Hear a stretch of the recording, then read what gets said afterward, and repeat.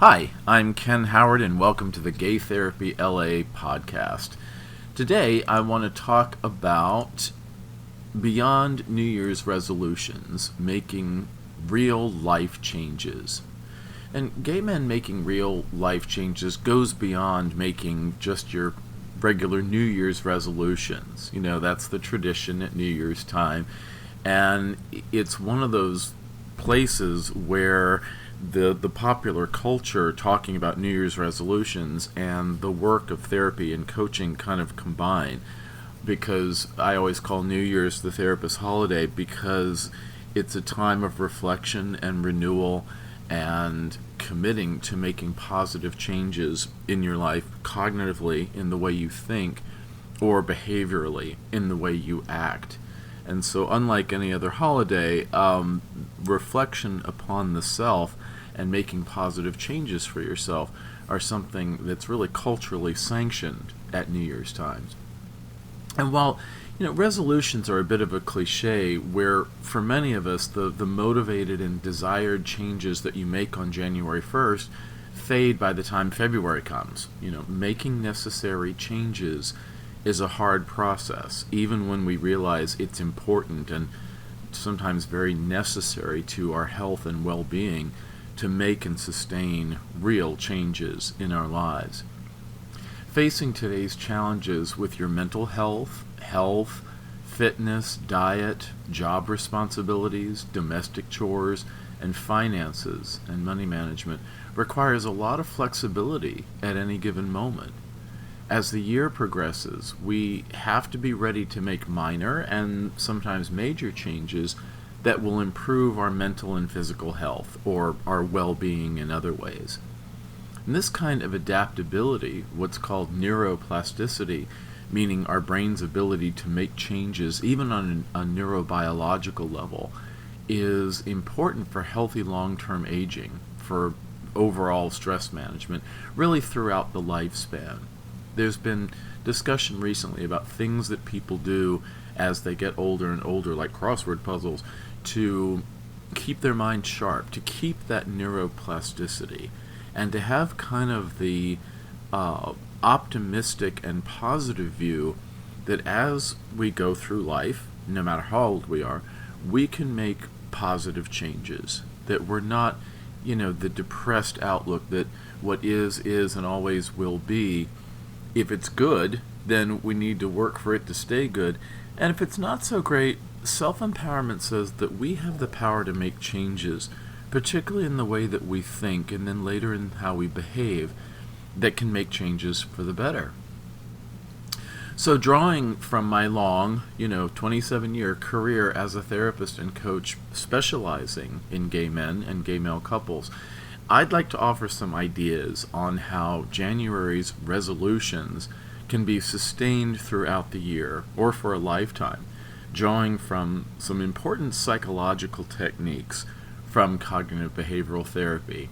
And cognitive behavioral therapy is kind of my favorite technique as a therapist to use. There's others like psychodynamic and positive psychology and a few others that I've been trained in that I've used over the years depending on what people need. But I think CBT is my favorite. The secret to successful changes is in having a systematic approach. Saying that you'll lose 10 pounds of excess weight or that you'll stop smoking is just the beginning. Actually achieving your goal involves breaking down the goal into smaller steps, into what Jack Canfield in his classic book, The Success Principles, How to Get From Where You Are to Where You Want to Be, one of my favorite books to use in my practice, he calls that chunking it down into parts that are manageable, and you don't get depressed or discouraged when change doesn't happen as much or as fast as you want if you break it down into much smaller, much more manageable parts. In 1986, Prochaska, Norcross, and DiClemente published a book called Changing for Good about how people change. And in this, they listed the 5 stages of change. Think about these. Number 1, pre-contemplation, meaning a person isn't really wanting to change. They just kind of do their thing. Changing even when it might benefit them, is really outside of their consciousness. Number 2 is contemplation, meaning that people are thinking about the pros and cons of changing, and it could go either way. 3 is preparation, meaning a person has decided to change and is planning a strategy to do that. Number 4 is action, meaning the person follows the plan of change that they set out, and this can be the real hard part, because that's where the rubber meets the road. Number 5 is maintenance, meaning that a person needs ongoing support for their change, or they revert back to an earlier stage and then have to move forward again. And mixed in there with some variations on these five stages is relapse, meaning you make a change, but then something happens that kind of sets you back, and then you have to go back into whatever stage: pre-contemplation, contemplation, preparation, action, or maintenance. So if you're trying to change a habit, a practice, a routine, or a pattern in your life, which of those stages do you think you're in currently? Again, pre-contemplation, meaning, doesn't really occur to you. Contemplation, preparation, this is often the stage that I see clients at, is they've decided to change and wanting a strategy to do that, and they need help with the strategy. Action is the process of coaching or therapy usually, meaning that the person is following a plan of change and their sessions sustain them in that process. And maintenance can be towards the end of a course of therapy or an occasional follow-up to maintain the gains that you've made. Another key factor in making any New Year's resolution, so to speak, effective is to do some practical problem solving around it. So when I use CBT, I teach my clients that problem solving includes a series of steps also. So let's look at these steps. There are 7 of them. So if you have a problem, think of a problem that you have, or a condition or a situation or a challenge, whatever you want to call it. So step 1 is to identify that problem. What is negative in your life that you want to see less of, or what is positive in your life that you want to cultivate and expand and see more of in your life? Number 2 is determine a goal. If the problem is that your dog pees in your house, is your goal to train the dog, or is your goal to just pull up the carpets? Determine a goal that is around your problem. Number 3 is brainstorm very creatively all the different options you have, no matter how wild.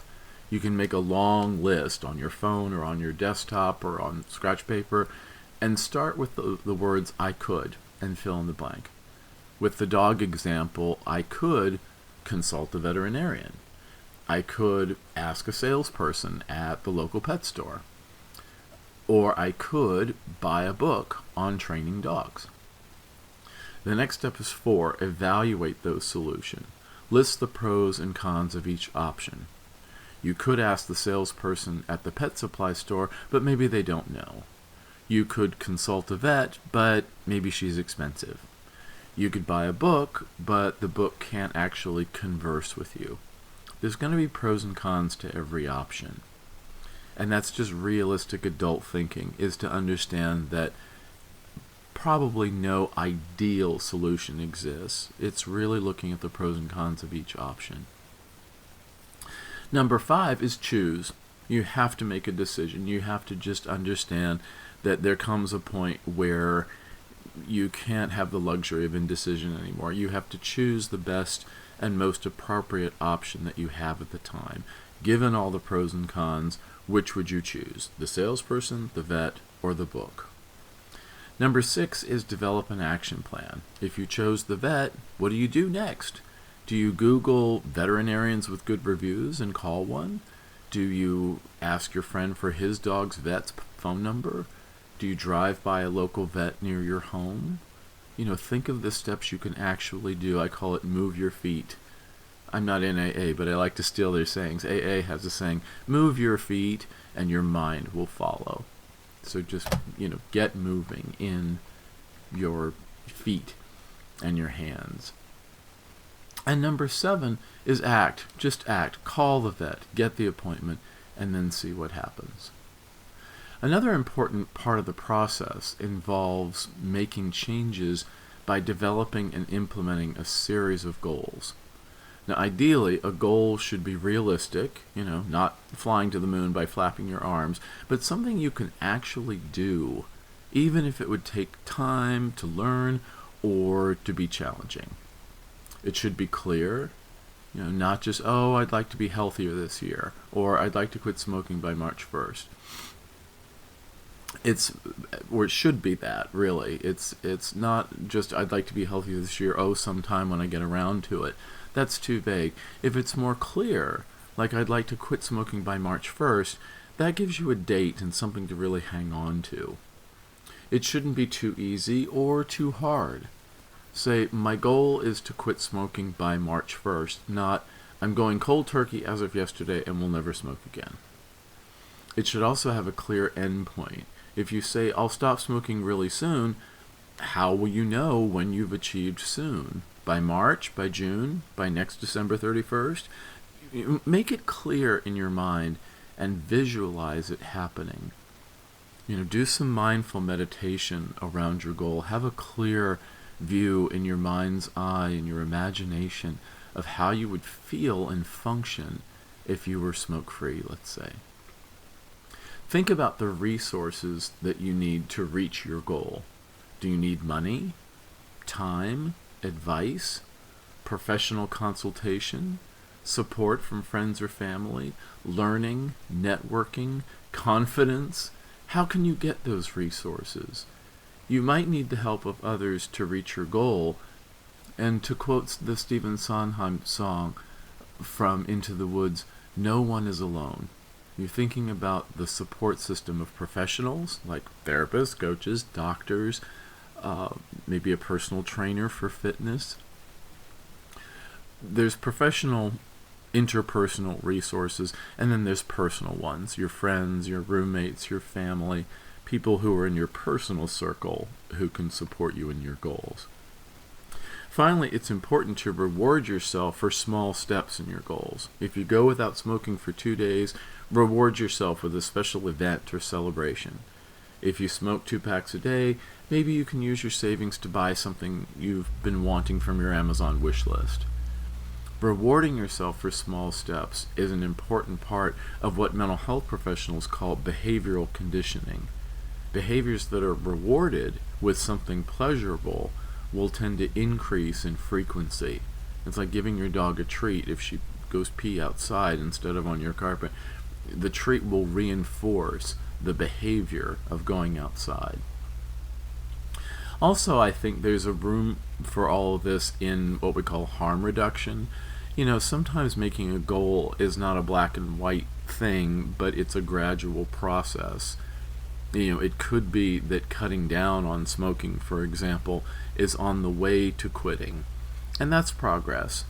Any kind of progress that reduces the harm of something or the negative effects of something is really worth doing, because sometimes people achieve bigger goals, as Canfield says, by chunking it down into smaller goals, and just a harm reduction of how can you shave off some of the sharp edges of a habit or a practice, or how can you do just a little bit of progress toward the goal, a very measurable and clear but fairly easy to do goal.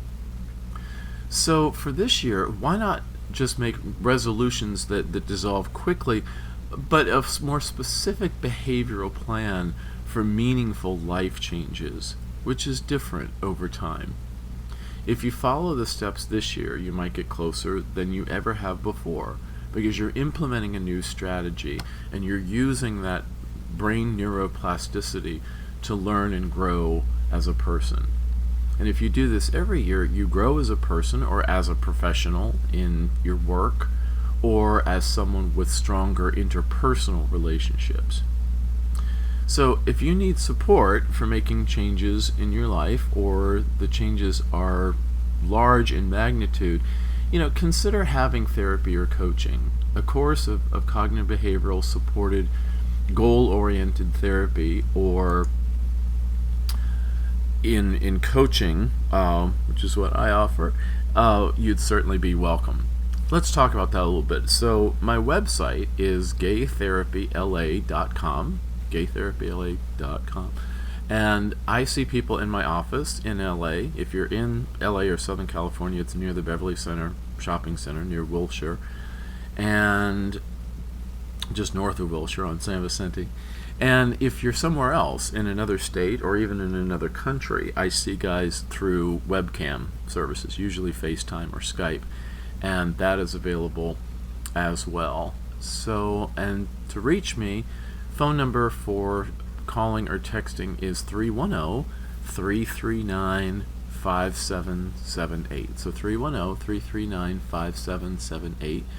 Or you can email me, ken@gaytherapyla.com, and I or my associate clinician would be happy to help. So, with all that said, Happy New Year, and I'll see you next time. Bye.